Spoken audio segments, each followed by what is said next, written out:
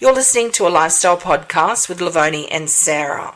Our goals: to inspire good health and well-being, empowerment, beauty and joy, offering support and friendship as we share our journeys in the hopes it helps you.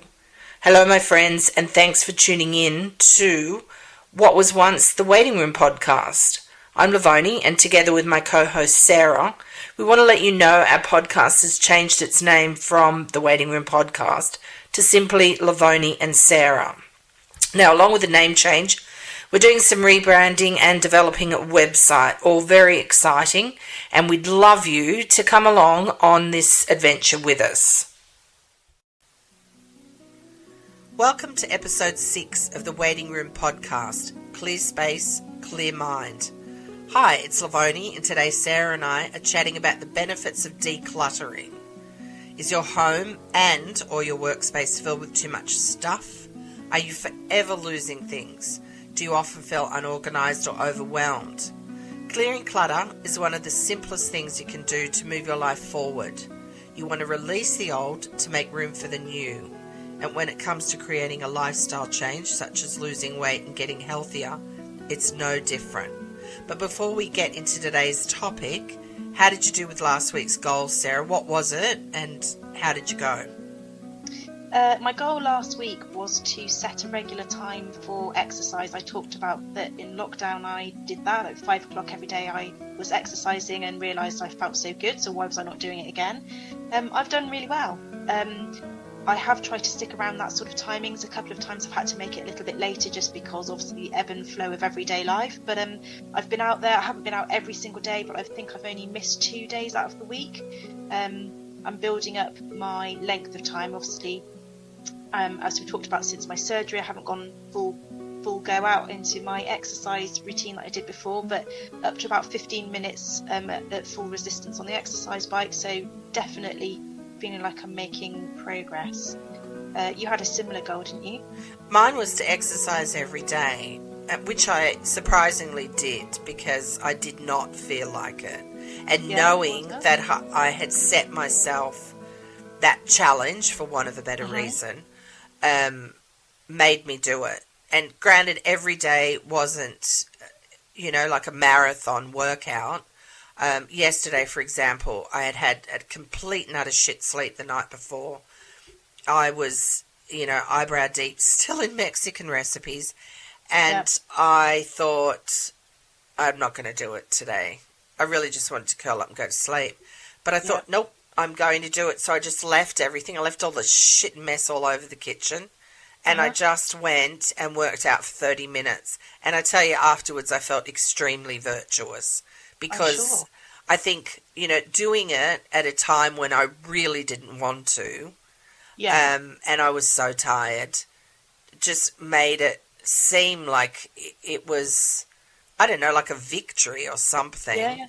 And I think, when you do things that you don't want to do, when you do them, the achievement has such an impact on you, and which is like a pretty good segue really into this week's topic, which is the whole decluttering, paring down thing. Minefield. And so many people, if you talk to them, say they either don't feel like, I don't know where to start, or the trying to find, get motivated to start, which as we know is never going to happen. You just have to start.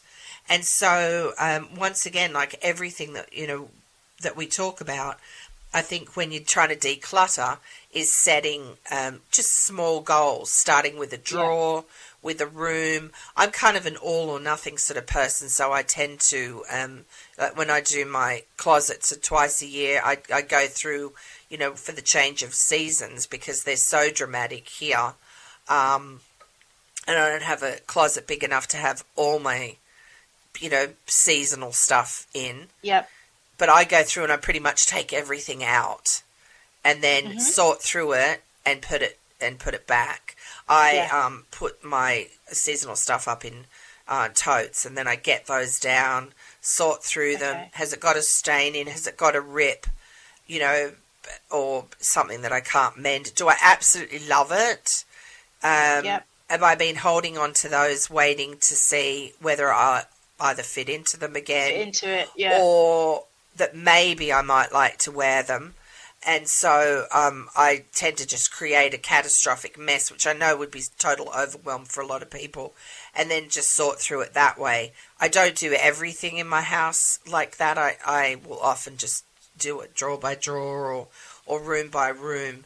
But I definitely like to get rid of stuff, and I'm on like a mission right now to do it. What about you? So are you, I know you've been talking about doing your office. Oh, yeah, I have. So I'm similar, really. I'm not untidy. I don't have a huge amount of stuff, but I have got things that I don't need, and I just want that pure clarity of just knowing exactly what I've got, and I can get to it really easily. So a couple of weekends ago, I did a bit of work in my kitchen, exactly the same thing as you were just describing, taking everything out of my kitchen cupboard, checking all of the dates on the tins, getting rid of things that had gone, past the date by a substantial way. Some of them I was like, oh my goodness, how did that get to the back of there? And then I bought some Lazy Susans and things like that, so I could actually see what I've got, because the trouble is I've got quite a deep cupboard, which is how this has happened. So things have got pushed to the back, only ever think about the things that are at the front, and it's just not easy to see, not getting used properly. So I put things on a Lazy Susan, I can turn it around and stacked like products together, so I could clearly see what I've got, helping me with my shopping. So I can then, visually see, I'm down to one last can of beans or whatever it might be, so I can pop that on the shopping list for next time. So, but for me, I've got a massive project to do, really, when I consider my whole house. But I've just been doing, as you've described, picking one thing at a time. Right. Just starting with a drawer, going through that. As you said that, I've just got a book next to my side here that's basically, it says, I'm just reading the title, Start With Your Sock Drawer. By Vicky Silverthorne, and I read that years ago, and it was the same sort of concept. Just the achievement that you get, don't you, by just starting with one drawer, getting it sorted, and then getting it back. But your home is just like where I'm. I know you're trying to work on it, but I'm trying to work to how your home is even now, because it's just so clear. I'm like, well, that's what people say. I have a really good friend up in Canada. I used to live up there, and she and I have remained friends, and she'll come down to visit, and every time she's come here, she's walked in and said, how do you keep your home so tidy? Well, one, I'm having visitors, so of course I'm going to, tidy up. Exactly. But most days people could walk in, and apart from, if I'm in the kitchen testing recipes or developing or whatever I'm doing, but my house will be tidy. Because years ago, I heard someone say, touch something once. So if you get, like the mail when it comes in, and you think, you pop it on your desk or you pop it somewhere. Most people have like a dumping spot for stuff, right? That they'll deal with later. So what I do is, usually my husband collects the mail, because we don't have a box outside our house, it's down the street. And just because we're rural. But, so he'll bring it in, and it's usually for me to sort through, and I will pick it up, and I'll either shred it or tear it up or whatever. If it's a bill, because, we still do get some paper bills, even though, you've ticked the, I don't want to receive paper bills. But, our little town, they send out a little thing, and you still pay by check and all the rest of it. It's a small town, so... but I put it into a file. As soon as I get it, I pick it up, I put it into a file for bills to be paid, and so I touch something once.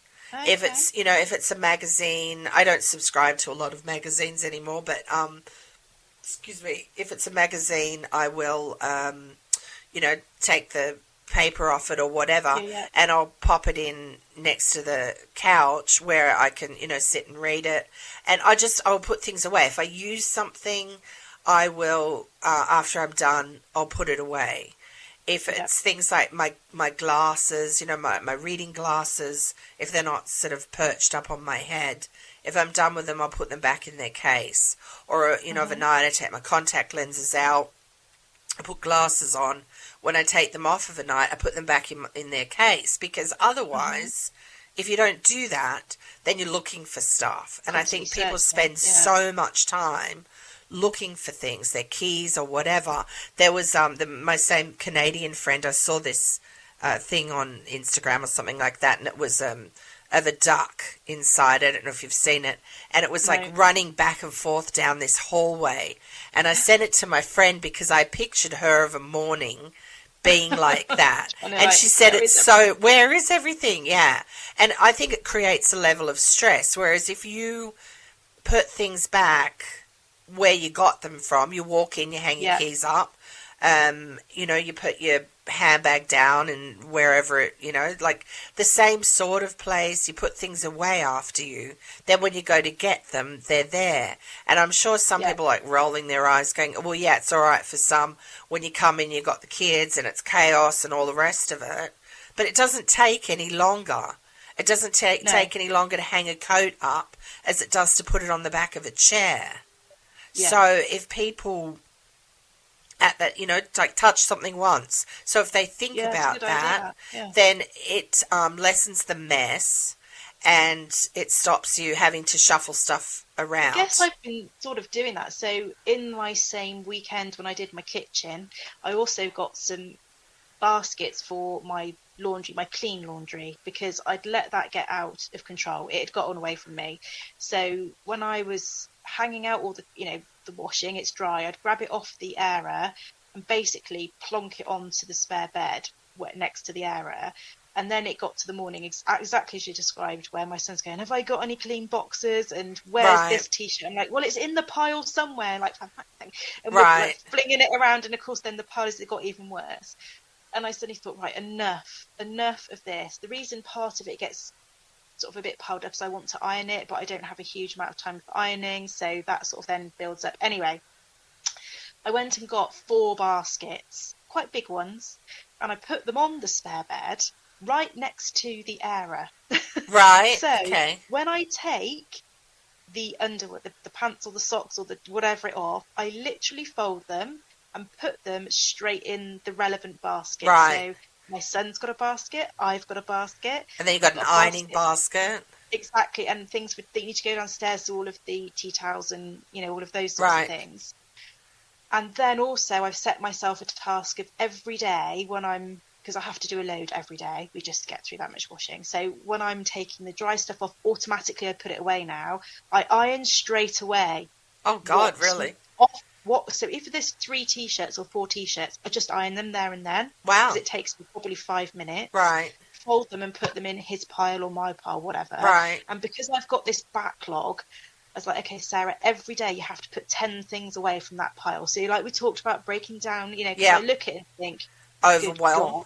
That is when I'm going to take me 5 hours to stand and sort that out. Right. So every day I'm taking 10 things out. That's it. Some of it may not even need ironing. It's just a quick fold and it's fine. Right. And then don't leave them in a pile. Actually physically put them away in my wardrobe drawer, whatever it may be.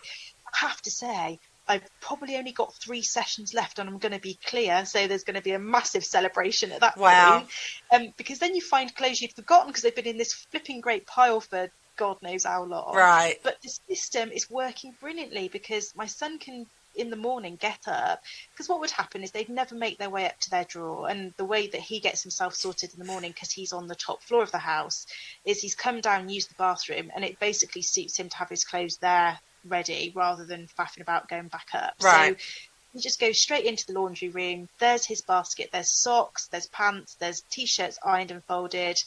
His sports stuff is all hanging up ready, and he just literally grabs what he wants and goes. So you describing that franticness of going, where is, I totally have lived that only, a few weeks back. But so that's one tip I can give people, even if you don't get to putting it away in their drawers or away out of sight. It's so calming having a dedicated basket. It costs me barely any money just to buy it's IKEA, just an IKEA little basket. It's being organised. It's a system, isn't it? If you've got a system, that's what helps you to be organised. Right. Now, I think I'm quite good with my systems, getting better, but what I have is too much stuff. So where you're talking about putting things away, I'm good at that, but what I have is probably 50% more stuff Than in you this need. house than I actually need. Yeah. And I think that's, that's a big thing of what we're talking about today too, is the decluttering and how to declutter. And I know for a lot of people it's hard because they either hang on to stuff for sentimental reasons, but a big thing Emotional. is people hang on to things because they think, well, what if I might need it? And they can justify it by saying, well, wasteful one day to get rid of it's it. wasteful, or one day I might want to use that. And I think, oh, okay, well, you haven't used it in the last bloody 6 years.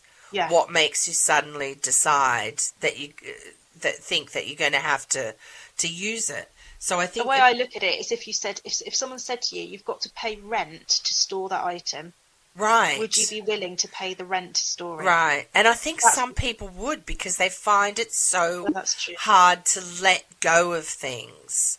And I think, and that to me, when you like that, when you surround yourself with so much stuff, you're putting up these blockers that stop other things from coming into your life. When you think about how good you feel when you clean out a cupboard or clean out a whole room and just purge, whether you're donating it, pitching it, recycling it, whatever, selling it, it's such a good feeling. It's really quite liberating. And if people could focus on that, and that feeling of how good they feel. I mean, there's a reason. It's like keeping stuff and hoarding stuff. People think that hoarders are people that have stuff, pathways they can hardly walk through in their house. But no, I mean, my mum was a hoarder, unbeknownst to us till we started going through her place, until she got dementia too. But she was a neat hoarder, and she was very sort of clean and tidy. But she'd kept like every card that she ever got, birthday card, all neatly, wrapped up with a date and stuff on it in totes. And we were like, good grief, going through all her things, lots of artwork because she drew and all the rest of it. And that was really hard to get rid of. Things that Mum had started to paint or draw. Yeah. And I mean, it was very emotional, but at the same time, you have to then try and take the emotion out of it and think, what am I going to do with it? I'm just going to stick it in a cupboard. Well, yeah, exactly. That's the same. So I was just thinking that with the thing that I'm particularly bad at with that is my son's things from when he was really when small. he's little, yeah. And you keep saying, well, I'll put that in my keepsake box. Well, this keepsake box is probably about 4 trunks deep by now. Right. Because you just sort of think I am getting better. Like, do I actually remember what that was drawn for or any relevance? No. Okay, it's going to have to go because I kept every flipping painting or whatever it might be going. But even things like birthday cards from his 3rd birthday and all these sorts of things, you're like, well, yeah, but that would be really nice to look back on. But then you just think, you've got all this stuff. It's just going to have to go. But it's that letting go of what was, isn't it? So you just think, will I remember what it was like when he was that small? And you have your memories, and that's what people have to understand. I mean, they stick stuff in a box, stick it in a closet somewhere. They don't go through it all the time. I mean, it's nice to have something, say if you've got kids, something that they drew or whatever. But if you love it so much, take it out, have it framed, hang it up on the wall as some sort of cool piece of artwork or whatever. You don't have to keep every drawing that they ever did or the clothes that they had.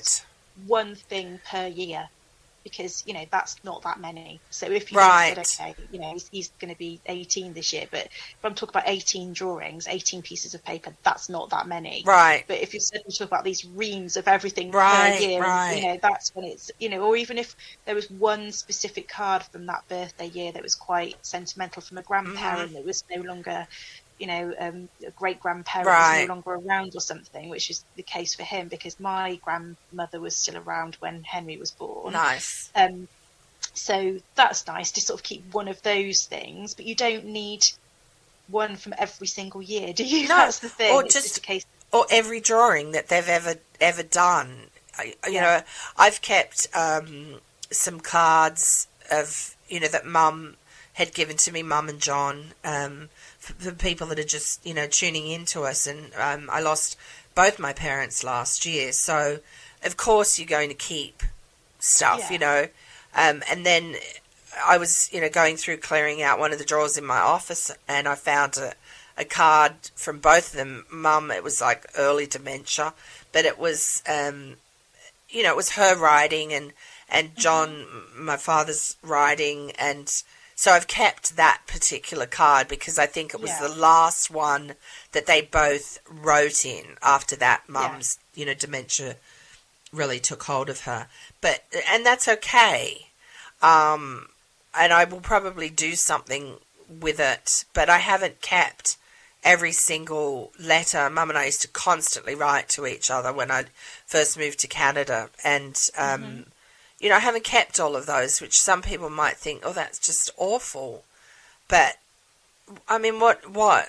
It's nice to sit back and read through, but it makes me really fucking sad too. Well, yeah. And I think at some stage you have to just get on, move on with your life. Otherwise, it just going back through all that stuff kind of keeps you where you are, if that makes sense. Where you can't actually move on. And Mum wouldn't want me to do that. No. She wouldn't want me to be sad. Like I mean, mind you don't have to read through a letter and stuff to be sad, because it's still quite early days for me. But it is. I just think I don't want to keep all that stuff that's going to constantly weigh me down. So, I'm keeping some stuff of Mum's. But it's stuff that I love. And it's like with John, some pieces of jewellery that I actually wear. I don't just stick them in a drawer. He had a couple of really great rings and his watch, and I'll wear them. I do wear them. And so... Actually, that's a good point. I, last year, do you remember I did this? I told you about this. I had a lot of jewellery from an ex-partner that I just wasn't wearing, and I didn't want to wear any longer. It had some really good value to it all, and I thought, this is just crazy, keeping it all in a drawer that it's just going to sit there. Right. So basically what I did was sell it all, every single last piece of it, and collected the value of it all together, and then bought myself another piece of jewellery that I was going to wear as a kind of a gift to myself. Right. That was way more expensive than I would ever normally invest in myself, but just put all of that money towards it. Right. So I didn't feel any guilt about it, because I thought, well, what I've done is I've basically just exchanged it for still a piece of jewellery. I know exactly where the value of that has come from, but it's something that I'm going to wear, I'm going to enjoy. I've chosen it for myself and considered it a bit of a gift for myself. And that then condensed probably about 25 pieces of jewellery into one. And I regularly wear them, and I absolutely, it's a pair of Dior earrings. I mean, they're ace. Right. And I regularly wear them. So it's things like that, isn't it? It's that, you don't have to necessarily get rid of something by chucking it out and saying, oh, that's that. For me, I've condensed something that I'm just never going to wear any longer for multiple reasons into something that I do wear regularly, and treated myself to the value of it that I would never have normally spent that money on. Yeah, I like that idea. That's good. It's the same thing with exercise equipment too. You think how much exercise equipment do people have? And we have quite a lot, but we use it. I mean, we use it every day. But for people that are, maybe hanging on to exercise equipment that they never use, sell it, put it on Facebook Marketplace, sell it. Maybe buy yourself like something that you will use, or a gym membership, or I don't know, like some nice workout clothes, and if you're just going to maybe go for a walk instead. It's that sort of thing, because, you were saying about the guilt, and I made a note of that.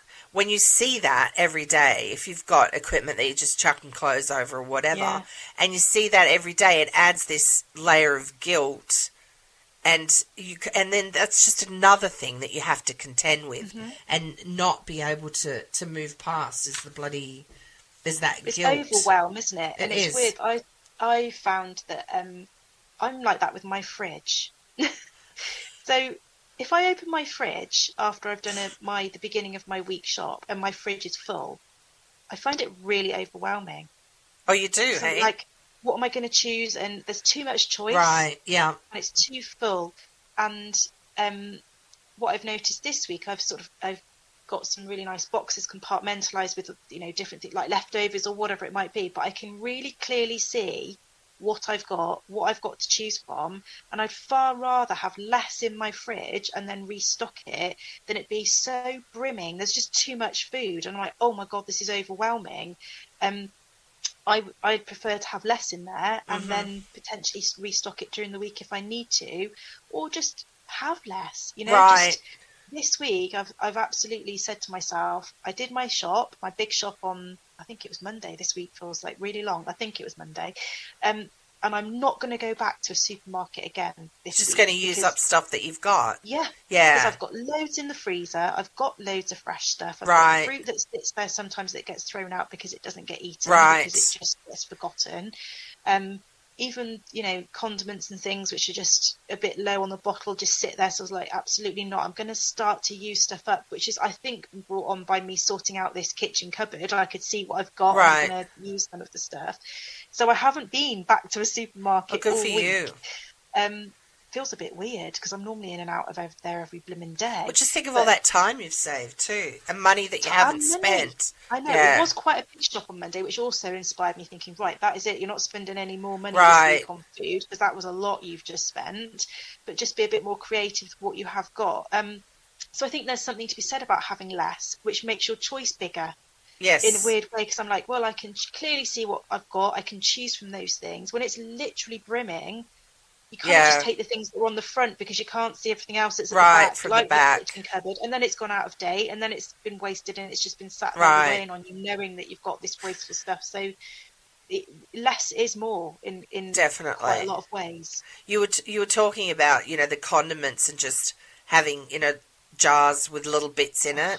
Yeah. I'm like that about things like shampoo and moisturizer and stuff, because I like to sometimes, and I'm sure this is a whole marketing advertising thing on social media, or you see something and you think, oh, that sounds good, like a moisturizer or a new shampoo.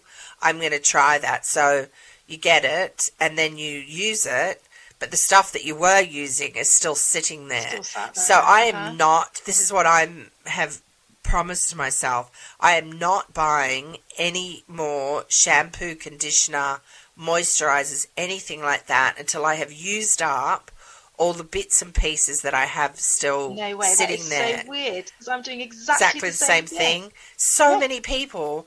I know my sister, when I go home to Sydney, I stay with my sister, and I use the bathroom downstairs that my niece, uses as well. Mm-hmm. Hopefully they're not listening to this. But it's full of so much stuff. It's like, and she doesn't even live there anymore. She's moved out. And, but it's like she still lives there. And I'm like, oh my God, there is so much stuff there. One, I think the money of it, not that that's any of my business, but no. It's just like a lot of stuff to have. Yeah. And so that's one of the reasons why I'm doing it. So then I can go into my drawer, to my cupboard or whatever, to put my moisturizer on in the morning and night. And that's the one. I don't have to sort through finding it. It's just that pot. Anyway, so I'm on a mission. And I think, oh God, this jar, there's like one jar of stuff. It seems to be lasting forever because I want to buy something new. Well, no, then I've got 2 other jars to back it up after that. So, but I'm thinking, no, I'm persisting with it because I promised myself that I would do that. And, I'm not going to chuck them because, it's stuff that, it's nice. I thought exactly the same. It's going to be so nice when I've gone through everything, even like the shower gels that you've had for Christmas presents, right? Digging it all out of all of the drawers, right? It's going to take a while to get through it all, but I'm the same. And then you can choose something that you really want. This is the whole thing. The less is more. So you can choose something I really want. Have one bottle of it there, enjoy it. Yes. And then the next time you can choose something different if you want to, right? rather than having the same. It's that sort of thing, isn't it? But so are you a decanter. I'm a massive decanter of taking things out of one box that it's arrived in and putting it into another thing so I can clearly see what I've got. Do you do that or not? I Not do. with cosmetics, I just mean everything. I do it with, I do it with all the food. I do that. I take it out of the box and put it in jars. And if it's something that I use all the time, I'll label it, because I have a lot of different flowers in the cupboard that I think I put in a jar and I think, oh, I know what that is. It's bullshit, I don't. And then you end up pitching it because you don't know. So because we're, surrounded by fields where we live, we do have issue with the tiny little field mice that come in. Yeah. And so I take stuff. One of the reasons I do it is because so the mice can't get to it because they can't if it's in a jar. But I definitely decanter and put it into a jar. So one, I don't know, it looks nice. You feel organised. You haven't got a cupboard full of boxes and packaging. Oh, you open a package and then you fold the top down and stick it back in the cupboard. I hate that. I think that it can come undone, or even then putting it in a one-time use bag or something. It just makes everything look messy, and then you get that overwhelm again because you don't know where stuff is or you can't find it. It's a bit of an ongoing joke in this house because I do it even with my dishwasher tablets or even the pods that I use for washing. Yeah. So I just put them in. Sometimes I buy a bigger bag because of economy. Right. And then just take out, a smaller amount that I'm going to use. Put them in a nice jar or something. Yeah, I put them in. I'll tell you what I've reused for my dishwasher tablets. I've reused a Yankee candle, the really big Yankee candle pots. Cleaned all that because it's got a nice seal on the top so it keeps it all dry and everything. Anyway, I put mine in there. Well, that's good because you're reusing something. Reused it, took all the label off and everything. And then my partner's a bit like, it just takes the mickey. He's like, why are you taking everything out of one perfectly usable container and putting it into another? I said, because it makes me feel happy when I go to put the dishwasher on. I can get my nice little jar out anyway. He teases me a bit, and then good few weeks back we'd gone shopping and I brought stuff home and I heard him muttering. He said, I cannot believe I'm doing this, but I'm actually putting it in the jar for you. And so he was taking it out of the box. He said, what has my life come to? And there he was taking them out of the packet, putting them into the jar. But it just makes things easier. Even the dog treats, I put them out of the packet, put them in a really big hill in the jar, because I can just clearly see what I've got, just choose the one for that time. It's nice and sealed so they don't go too hard, and, all that sort of stuff. So I do actually think it does make life easier, even though it looks nicer. Right. It does make life easier, definitely. And labelling it, like my spices, and people have to remember listening to what I'm about to say, that I do cook a lot more than the average person because of my work. But my spices, the whole door of my pantry cupboard are little shelves that I have little jars with my spices all in alphabetical order with labels on. Yes, it's so nice. When I say alphabetical order, I don't necessarily have, like the common could be before the caraway seeds, so it's not like I'm just going first letter, but I have an idea, and it makes such a big difference. So when I need to go and grab something like, paprika and garlic powder, I'm not searching through. I know roughly where they are because I know that my alphabet. To do it is I keep going to get my cinnamon out because when I make porridge myself in the morning, I put cinnamon on instead of putting anything sweet on it. I put that on it. Right.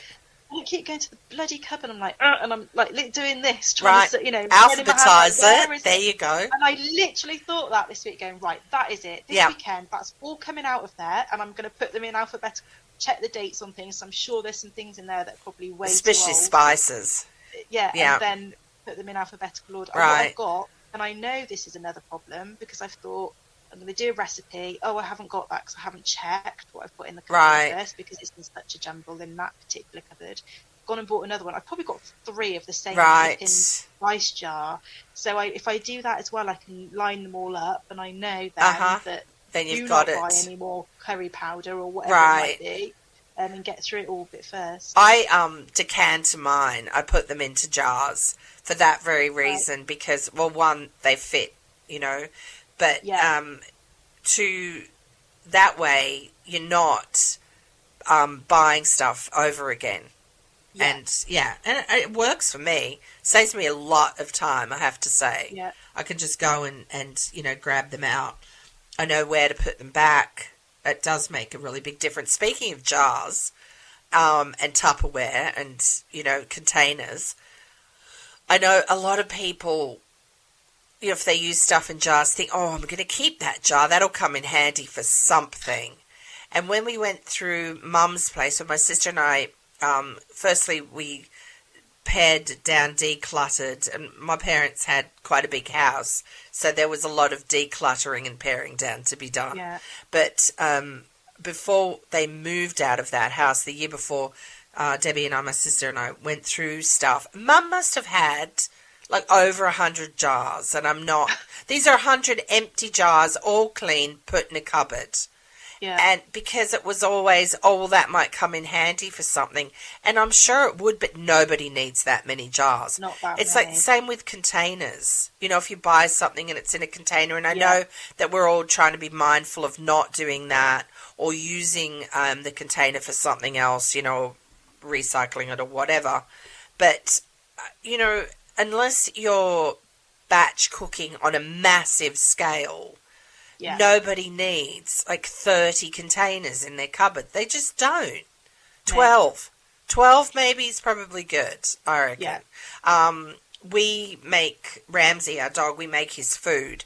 And so we have containers that we put that in that all sort of fit on top of each other. They stack in the freezer.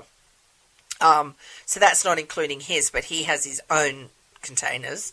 But that's, something that, and then you have lids that don't have a body. Oh, I know. Where do they get them from? Right, right. Come on. Where has that gone?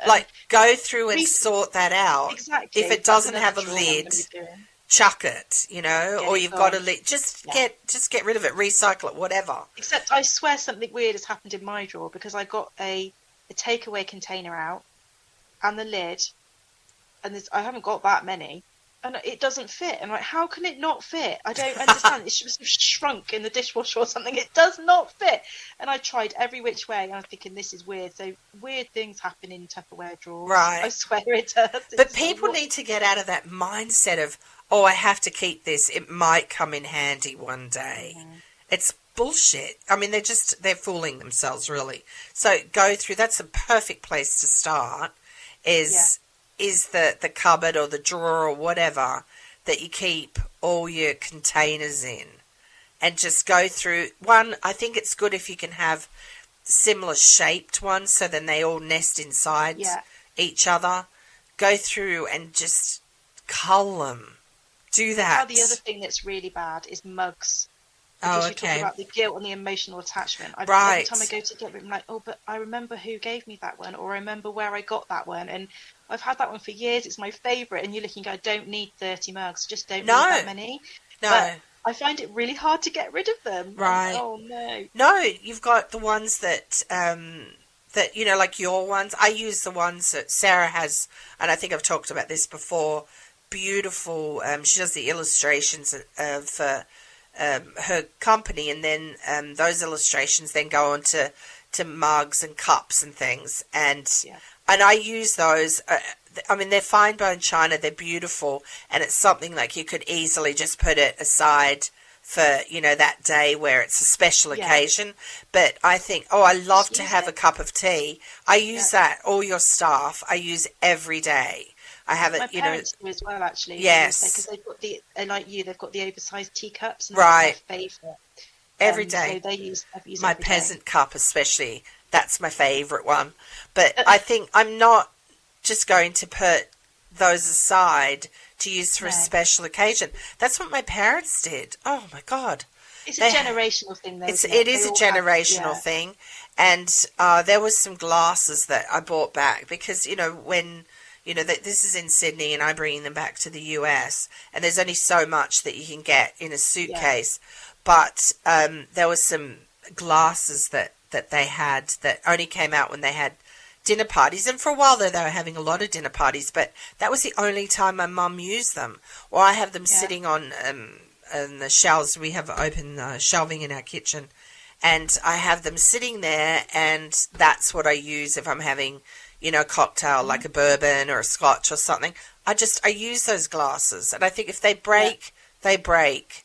But why? I'm not going to live like how my mum did, and just put stuff aside. Although I do have wine glasses, gin glasses, and champagne glasses that are kind of my best ones. Right. But best as in I don't drink every day anyway. But I would get them out at a weekend, for example, and we'll enjoy a glass of wine out of them. If I was just going to have something during the week, I have also got a nice set that I've just got in my kitchen that I just easily grab, if you see what I mean. But they are, because they were expensive, they were a gift, so I do keep them separately. But I've got them really nicely organised in a sideboard, and I enjoy the process of going and getting them out and knowing that we're going to have a nice glass of a bottle of wine and stuff with them. So they are my best ones, but they're not best that never see the light of day. They do come out, they do get used, but I carefully hand wash them, dry them, and put them away straight away, if you see what I mean. They're not knocking about in the kitchen. My parents gave me a dinner set. It was actually 2 dinner sets, so it made one big one for my 21st birthday. And and I'm sure that they were expensive, but I think it's coal poured or something like that, some fine bone china stuff. So for years and years and years, it sat in a cupboard in Australia, in their house in Sydney, right? Downstairs where I had where all my stuff was stored, essentially. Because I moved to Canada and there was only so much I could take, and I didn't take this dinner set.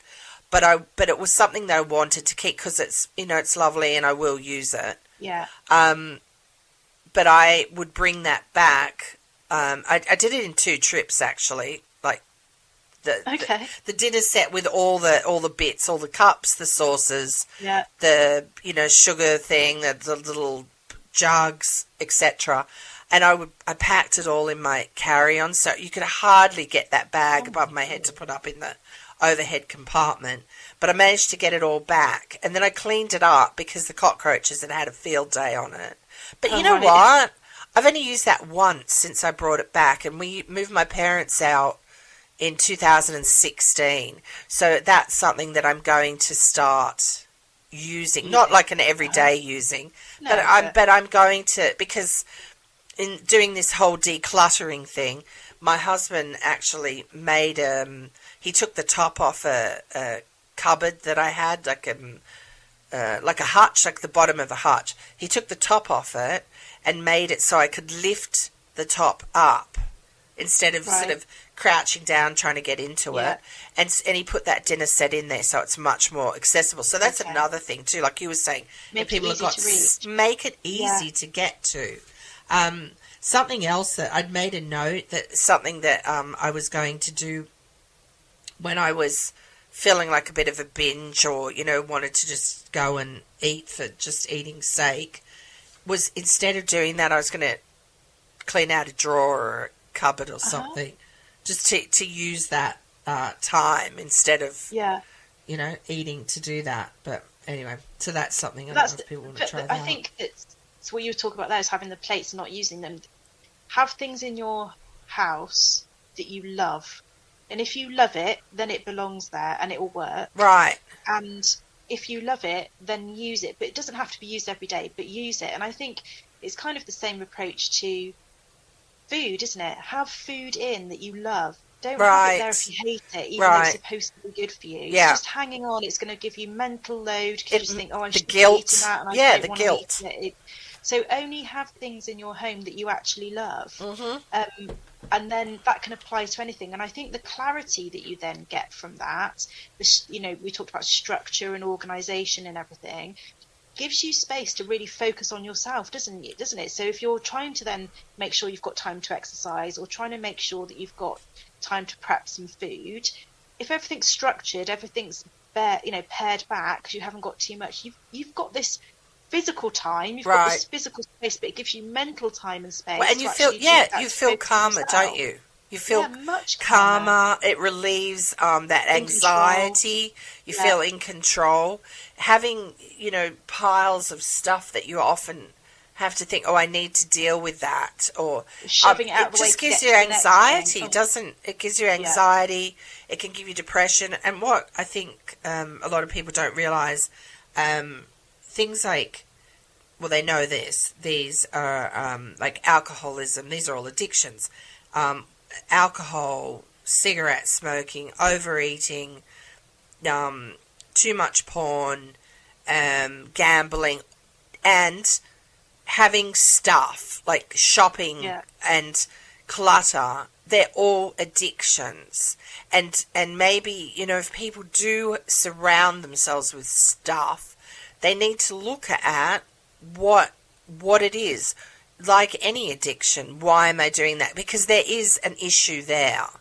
There is some problem there, and people can say, well, either I don't know where to start, or but there's some emotional aspect, and I think for people to get rid of stuff that, because there's genuinely people that have a real issue with that, and I've watched it on TV, I've lived it with my mother-in-law as well as my mum, but there's a reason why, like any addiction, that they have that, and I think people need to look at that. Actually finding the parallel between when we've talked about food and this, it just struck me then.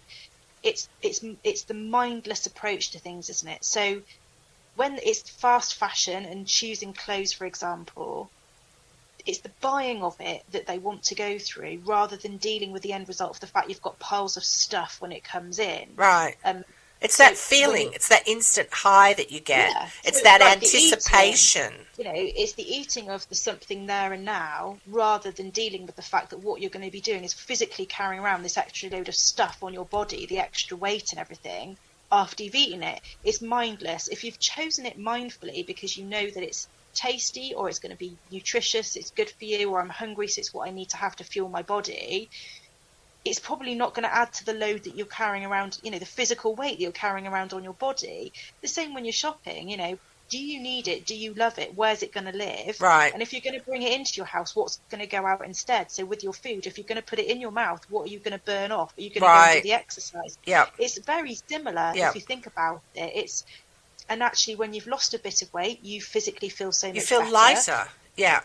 When you've got rid of the stuff out of your house, you feel lighter because you're not carrying it around. So there's some really strong comparisons between the two. That's not a tenuous link. I think it's very, very similar. Right. It's about being mindful about what you're keeping, what you're eating, what you're doing. It's doing everything, like we said last week, with intent, isn't it? So I've kept that item because I love it and I'm going to use it. Not on the, well, one day it might be okay and all of that sort of stuff, and then we have to bloody store it forever. Right. It's just overload, isn't it? So I think it is very similar. It's like padding. It's like, for me, excuse me, the eating became padding, the emotional padding that protected me. And I think people with their stuff, it becomes like that too. Whether they realize it or not, it does. It's like a buffer almost, protecting you from the outside world. But then and it's not really. It's hindering you. It's keeping you where you are. So if you want to release, if you want to move forward, if you want to, fresh start, all those things, call it what you want, you need to then get rid of that buffer, that barrier, to lighten the load, to help you move forward. And don't you think the enormity of the job is similar to the weight loss as well? Oh, so if you look around and you've got all this stuff in your house, you think, overwhelmed. Oh my God, it's too big. There's no point me even starting. Where do I start? Right. Same as the weight. I've got too much weight to lose. It's too daunting. Where do I start? Again, start small. So if you're tidying, start with that Tupperware drawer. With your weight loss, just start with 1 week of making your food plan and eating within that week. It's rather than trying to look. If someone said to you, you've got to sort your whole house out, you're thinking, well, what? I can't do it, because where am I going to start? If someone says, right, you've got to get rid of all of that weight in one go, you're like, well, I'm never going to do it. So is there any point starting? It's just those small steps again, isn't it? It's the same thing as we've spoken about many times. It's also not kidding yourself, because people will say, oh, I'm not a hoarder, or I don't keep stuff, or I'm good at, either donating or getting rid of stuff. And chances are they're not. People kid themselves. that there's also a thing too when you start to do that, and then you have a pile of stuff that you're going to donate, maybe a pile of stuff you're going to sell, and then a pile of stuff that needs chucking out, and then that in itself can be overwhelm because it's you in think, your boot for the next 4 months. Right. So what you need to do is follow through with that and get rid of it. I mean, even if you have to make 3 trips to a place to donate it, do that so you don't have more shit piled up. Then that gives you anxiety because you keep thinking, oh, I need to, get rid of that. I need to take it here or give it to somebody or whatever. Just do it. Do it now rather than tomorrow, because tomorrow exactly never comes, does it? No. And I'm the same after I've cooked dinner in the evening. After I've cooked and we've eaten, I have to go and tidy my kitchen up before I can settle down to watch any television or go and do my next job. Yeah. And I was like, oh, just leave it, do it later. I can't relax until it's done because I want to come down the next morning knowing that my kitchen is clear, ready for me to make breakfast and everything. And it's those things. If it's going to take you less than 10 minutes, do it now. Oh, yeah. But tomorrow morning will come round and you were saying that chaos of running up and down the hall before. Yeah. You're like, I can't even make the bloody toast because there's crap all over the side. Right. It's a horrible way to start your day. It's such a knock-on effect that then all of a sudden what you're trying to do is make a packed lunch and breakfast and you can't do it. You'll get snappy because you're like, hang on a minute, I'm just trying to. And I've been there many, many times. Particularly when I started my business and my son was a lot younger, you're literally chasing your own tail all of the time. If it takes you less than 10 minutes, honestly, just do it now because you'll be so grateful for it, later. Even if you're tired, I know, people are tired, but what I do is I'll get up, if I have some time where I'm sitting on the couch, often I am sitting on the couch still doing some work, but around 8 o'clock at night, I think, okay, I go and I get my clothes out for the next day, and we've talked about this, because then they're there for working out. And I will fill like the coffee thing up with water or the tea kettle up with water. I organise Ramsey's bowl because, I feed him early in the morning. Yeah. Just, anything that I might need first thing in the morning, I have it there ready to go. It's either clean or it's organised and I know where it is. So I'm not dealing with it like going through clothes. You're talking about... washing and stuff and the laundry. And because I don't iron things, I iron them maybe as I need them. A lot of my clothes I don't, so much need ironing. Not in winter anyway.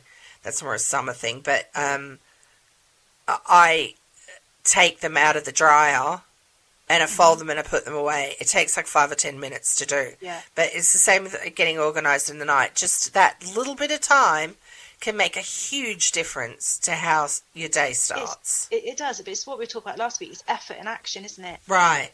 It's weird because those clothes are not going to jump off that rail themselves and put them away. It's just as much as you could wish that there's a washing fairy that's going to come and do it for you. There isn't. No. So you have to put the action in to get the results. So that's why you, Lovoni, have got an amazingly perfect house, because what you are willing to do is put the action in to do it. So as you said, I love that one touch thing, but you put it away. You don't just leave it. I put stuff away. Yeah. You put it away, and actually no one's done that for you. No one's just suddenly said, oh, it's a miracle. It's all just, it happened on its own. The only reason it's like that is because you have done it. Right. Now, the difficult part is when you've got to the stage where your house is not like that and you're going to have to battle through it to get it, and declutter it, get rid of it.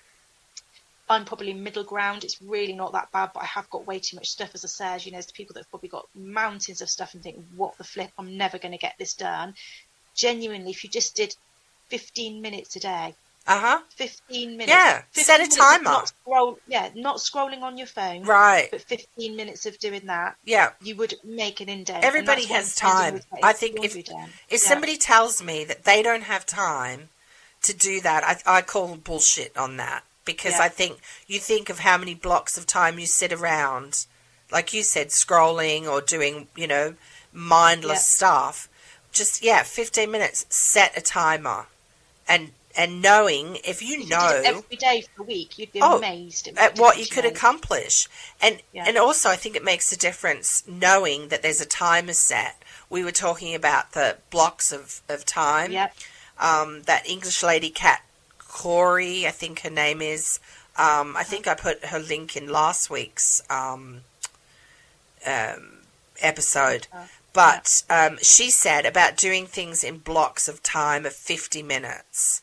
And then you have 10 minutes where you can make a cup of tea or whatever. Or, throw some washing on, fold some washing. But so I've been doing that this last week, is just is setting a timer for 50 minutes, and knowing that there's a timer set makes me work faster at, how much can I get done in that amount of time. So, for anybody that's starting this whole decluttering thing, first of all, start with that rule, touch it once, start that right now, and then set a timer for 15 minutes, could be 30 minutes, whatever, 10 minutes even, and then just start doing that every day. And like Sarah said, you'll be amazed at how much you can get done, because honestly, I don't think people realize until they get rid of the shit how much of this stuff and is holding them back and weighing them down. And how different that they'll feel. There's a pair of pants that is hanging up. I mean, there's several pairs, but there's one pair in particular. They're kind of like tights that are hanging up in our leggings or whatever you want to call them in my closet. And I keep thinking, oh, well, I'll wear those, but I haven't. And I haven't worn them for 2 years, and they're hanging there. And every winter I take them out and hang them back up. And I think when I start, we were talking about like our goal for the coming week. But when I start doing that, they're gonna go, because I'm thinking it's time. It's time. That's just one thing that in many that are going to go, but that's just one thing. But I think if people look at it as a way of like suffocating too. Like stuff can suffocate you, and there's reasons why people buy a lot of something. Like they won't just buy like a tube of toothpaste; they'll get like 2 or 3 tubes of toothpaste. And I think that it's that whole not having. If people maybe came from a poor background or sort of thing, then they like, because my mum said that to me one time. When she was married to my dad, she could never have like a backup of something in the cupboard, like a backup tube of toothpaste, because he was so tight. But so then later, when they were, she wasn't with him, they were divorced, she would keep multiple, rolls of toilet paper, toothpaste, stuff like that. And it's one thing to be prepared, but she did it because it made her feel good. She could go and she could see that, and it was like abundance. It gave her this feeling of abundance, which is really a false. It's a falsehood, really, at the end of the day. So I mean, there's things like that too. So you don't need to buy multiple things of stuff either. Just enough, and that's the thing. Is just having just enough is enough. Right. You don't have to have more. It's not great to have less. You feel a bit panicky if you haven't got enough. You run out. It's really annoying or whatever. But just enough is all you need. Right. And I think I was just thinking that there's so many different accounts that we can follow now for inspiration of different ways to do it. It's just finding the one that suits you, isn't it? That's the thing. So with regards to sort of creating sort of storage solutions or creating structures or routines, or it's got to suit what you want to do. Right. And but I think people have to be ruthless too. It has to suit them, but it has to be, they have to be ruthless. I understand that there's that sentimental thing, but if they're not really it's being honest with yourself. It's the same with this journey that we're on. We have to be brutally honest with ourselves too. It's like, why am I doing this? Or like, it's like, why am I keeping this? Be honest. Are you keeping it because the thought of it? It's like we said before. It's so much worse. It's right. It's gone. You just go. Oh, it's fine. It's very, very rare that you ever regret getting rid of something. I know, very right? Rare. So, then that's what people need to think of. Does it serve a purpose? Yeah. Do I love it? and do I use it? And if it's, yes, a few sentimental things, like I was saying about the card from Mum and John, where it was the last one that they both wrote on, that's different, But if it doesn't tick those boxes, then it really should go. I give myself a little criteria when I'm sorting things out. I pretend if I was going to move abroad tomorrow, right, what would I take? Would it be important enough for me to take? Right. As someone that's done that, when I moved from Sydney to Canada, I had 2 suitcases. And I know that might sound cliched, but it's amazing what you can live without. Focuses your mind. It does. And then in the end, I had a small container, and it was very small. You hear container, you think those big shipping containers, but it was small. And I had that sent over with more mementos really, and some cookbooks and stuff.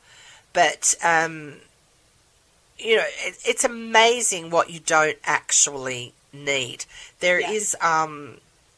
They're these 2 guys that started this company, and they're called, I wrote it down somewhere, I've been following them for a while, and it's extreme what they do. It's theminimalist.com, I think, and they both had very well paying jobs. They had lots of stuff until they decided that they were drowning in it. It was taking the stuff, because the more stuff that you have, like boats, campers, that sort of stuff too, you have to take care of it. Yeah. And then that adds stress. So anyway, they decided they were going to get rid of a whole lot of stuff. And I mean, some people disagree with them, but it's an interesting concept. They've written some books. And I'll put their link into, they have a really good podcast. And even if you don't agree with everything they say, they have some interesting people on there. And it's thought. It's food for thought. Yeah, to listen to and watch. They do it on YouTube as well, so you can watch them too. So for next week, Sarah, what's your goal going to be for the coming week? Okay, my goal is quite a hefty one, but it's got to get done. So I want to decorate my office, but before I can decorate my office, I have to declutter and organise it. So my goal next week is to get that office decluttered. I have made a small start on it, but it needs a good dedicated amount of time in there. I'm actually really busy with work at the moment too, so it's going to be quite a juggle to find time, as well as my exercising, as well as my food prep, and but I am going to find it, because it won't get decorated until I have, and I'm desperate to get it decorated. It's so tired. It's been not given any attention for quite a number of years. So that's my goal this week. I'm going to get that office cleared. I love having a nice workspace. I have to have a nice workspace. So mine is not right now. It makes such a difference to your train of thought, to your creativity, to everything. For me it does. I think for a lot of people, and they may not even realise it, if you perched at the kitchen table, which some people have to do, with piles of shit everywhere, it really doesn't let the good energy flow. No. However dicky that might sound, it's true. I am lucky. I've got a really nice office. I've got a really nice space. I've got a dedicated space for, my big screen and everything. That's all fine. It's just not tidy, beautiful, and it's got too much stuff in it. Right. Because it just accumulates. A lot of my product comes in because I've been doing photography or trade orders or samples, all of that sort of stuff, and all of a sudden it doesn't get put away. Like you said, touch once doesn't happen. It doesn't get put away properly. So I've got that stacked up. I've got paperwork because the actual admin has been done, but not the storage of it. So it's those sorts of things. It just needs a dedicated cleanse. Yes, well, just dedicate, just a little bit of time each day. Although you probably just want to get in and do it. I do, because my time each day at the moment is still doing things like my laundry and my drawers and stuff like that. So I'm still going to do that as well. That's going to continue, because actually, if it doesn't, it will stop. This is going to have to be a good get in there, elbows deep, and get it sorted. Yeah. My goal for this week is going to be getting rid of stuff each day. So before we started recording, I was talking to Sarah about this, and I was saying how I had read about this. I couldn't tell you where, or I'd seen somebody else do it. And what they had done was, as each day progressed through the month, so like, the first day of the month you get rid of one thing, second day you get rid of two things, and so on and on it goes until, you're at day 25, you're getting rid of 25 things. But Sarah said she had seen something similar where, because I thought, well, that's easy in the beginning, and then towards the end of the month, that would get harder, and that's probably, people might give up. But Sarah said that she had seen someone do something very similar where they took all the numbers, they put them into a jar, and then each day they would pick one out. So one day you might pick 14 out, and the next day you might pick, 3 out. And I think that way, because then you're not thinking, oh, God, I've got to get rid of 20 things tomorrow. Tomorrow is day 25. Right. So you just don't know. And I think so that's what I'm going to do instead, is I'll write the numbers out, chuck them in a jar, and then just pick it out every day. So, what are we at? Today's the 2nd. So for today, I'll pick 2 numbers out because, I didn't do that yesterday. But that's what I'm going to do for the whole month, and then see how I go. I really hope you don't pick out 25 and 24. Oh, shit, right? That would be quite dumb, wouldn't it? Because especially at the moment, because I'm still working on the Mexican cookbook. The book. And you're like, it's like the book that never give ends. You full permission, right? If you pull out a 25 and a 24, to put it back in. Lucky dip going down. But then people might think, so at the end of the month, the whole idea is that you have about 400 or so things that you've got rid of, and people might think, oh, that's so much, but it's not really. I mean, it could be like 10 containers out of the cupboard, and there you go, then that's done.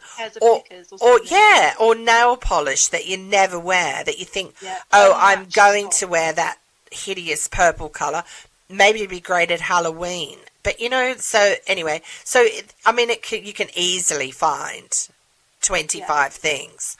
So, and my problem is I have a lot of props because of the food photography that I do, food styling, and I think, I might use that dish on something. Never happens. So I'm also I constantly go back through my props, but I'm going to do that too, because I think that I just have too many, or I buy stuff and I think, oh God, Lovoni, why did you buy that? I tend to stick with the same thing, the neutrals and all the rest of it. So anyway, it's easy to come up with 25 things. That's what I'm long-winded saying. So that's what I'm going to be doing, as well as keeping up with the other goals. Like, I really like this working out every day thing. Yeah. Even, like I said, if I don't have my usual 50 minutes, just if I can step in and go on the bike for 15 minutes or something, but just to do something every day to get into that routine, because I don't want to lose what we're already done.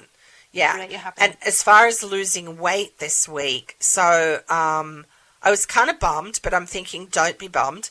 It was like hardly even worth mentioning. It was like 0.3 of a kilo. But I think that because I was like, oh, well, I was working out and, being good. But I think this is another thing that I'm going to add into my week, and I've said this before, but I'm actually going to do it, is writing stuff down. Because testing this book, I'm not sitting there constantly just shoveling the food in my face, but I'm still going over, obviously, my caloric intake. Yes, I've been gradually losing, but this last week, really, I thought I would have lost more. And I think, well, it's because I'm taking in more food than I'm, calories that I'm burning off. So starting from like right now, I'm going to be writing it down. It just takes 5 minutes, and just so I can see. But I have a feeling that the next week when I weigh myself, that there might be quite a significant jump. So anyway, so that that's my goal. That's what I've got coming up. And what about cooking, Sarah? Are you cooking anything fab? I wanted to share a delicious meal that I made last night. Oh, I'm so okay. proud of myself. So I did a Please. bit of a twist on an enchilada. So I had the That's corn so funny. tortillas. It's all the Did you? Mexican talk.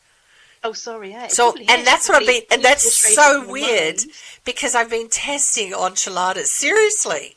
I must, No. yeah, in the last 2 days, I've done probably 8 different enchiladas. Oh, I wondered It's if it like was as I'm good as this. sending those vibes out to I you. think you That's must have so done. funny. Sorry to interrupt you. Yeah, go on. No, you're right. So all I did was, it was partly because it was a use up, Right, because I haven't wanted to go shopping again. Um, but I really finely chopped white cabbage, carrot, red onion, and did I put something else in there? Yeah, can't remember what the other thing was now. It'll come back to me in a minute. And sauteed them with olive oil and garlic powder so that it got really nice and soft. And then I added my Mexican spices to that, and then I put that with my sliced chicken inside my enchilada rather than all of the normal things that I would normally put in. And so it was loaded with vegetables, absolutely loaded, with not much chicken in right. each one. It was so Oh, delicious. nice. I want to have it again tonight and the next night and the next night. It was just, but it wasn't one of those, I must get this, this, and this to put inside it. It was using up stuff that I had in the Right, fridge. right. It worked really, really well. Oh, Yeah, so that's that's what good. I've had. That's But good. lots and lots of vegetables, so it was really packed with that. So actually, I think it was, from a sort of calorie point of view and a nutrition point of view, you filled up really quickly, Right. without having a huge number of the actual sort of the corn tortilla wraps and all that sort of stuff. So yeah, that was a favourite. Listening to you just say that then about filling up quickly, you know what I've noticed is that I get full more quickly now than before. So my body is wanting to, Bonding, yeah. but I still keep eating what I'm used to. Rather than just Okay. thinking, oh, I'm full, I'm going to stop. It's like the same quantity almost. Yeah. Maybe a little bit less. So that's something that I really need to focus on. It's just because I am used to, I don't know, I'm getting used to eating less, but at the same time, it's that habitual thing of Yeah. more. So, sorry, anyway, go on. So, yeah, that's what you're I'm making. going to try you told me about, I'm going to have to look at it properly. You told me about marinated eggs. I'm going to put that on my website next I want week. to try that. So I messaged Sarah the other day and I said something about marinating eggs. She said, "Oh, that What? And I got some eggs and I didn't quite soft boil them, but they weren't hard boiled. That perfect. Yeah. Where you can use them cold in egg salad and stuff. So I did like a soy sauce, ginger mixture with some sesame seeds and stuff, and green onion, and then I had them with some rice. So I made them, and then I sat them in this marinade in the fridge, and then over the next few days I'd eat them, and my husband would take one to work, and so they don't necessarily look pretty because the soy sauce makes them, the outside go brown. But then you cut into them and you see that ring and they've got that beautiful yolk. And then I'd sprinkle the sesame seeds over. And then I had them with some rice and some pickled veggies that I did, some cucumber and onion and radish. And I've got these I get these little snack packs of seaweed that are crispy. And these are wasabi flavoured, which is so good. I'd have some of those with it, and then just a squirt of sriracha sauce. A couple of times I did avocado on there as well. But they're so good. Marinated eggs. Delicious. So I've never heard of it, but Yeah. I'm definitely going to try that this week. I'm going to do that. And then I also made, I don't know, I was on a bit of an egg run. I made this really, really good egg salad for sandwiches and wraps and things. So I'm going to share that recipe too. But it was funny, and I can't believe that that I'm making this outside of having to make Mexican food, but doing all these Mexican recipes has taught me a lot about that the food, but also it's just inspired me. And there was a skillet recipe that I tried where it was kind of like a fajita, but but it wasn't a fajita. And you could put in tacos or whatever, just with chicken and lots of veg. That was really tasty. So I'm going to share that recipe too. So that's kind of what I'm going to be eating and sharing. I'll definitely be doing some of those. Yes, easy, quick and easy things, definitely. So for next week, we're going to be discussing parenting, and how do you juggle prioritizing your own health as well as taking care of dependents. So that's going to be quite a big topic, I think. That'll be interesting. I'm looking forward to that one.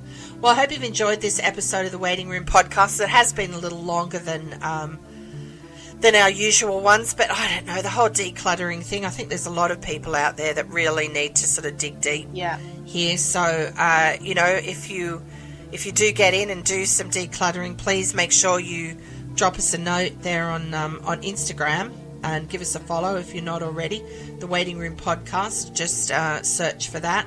And make sure you subscribe to us on your favourite podcast platform. Thanks for listening. See you.